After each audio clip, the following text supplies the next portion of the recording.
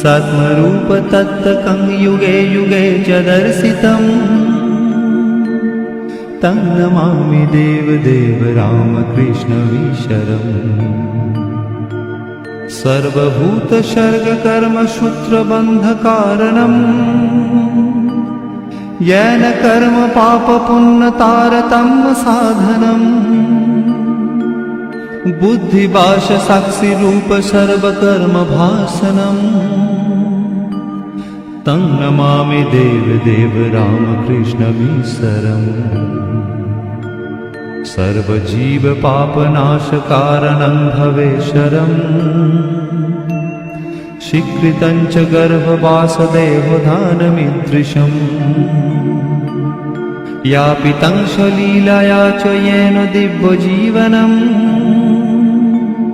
तं नमामि देवदेव रामकृष्णमीश्वरम् तुल्यलौष्ट्रकाञ्चनं च हेयनेऽधिगतम् स्त्रीषु नित्यमातृभावशक्तिरूपभावकम्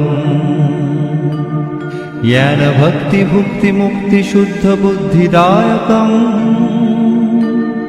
तं नमामि देवदेव रामकृष्णमीश्वरम्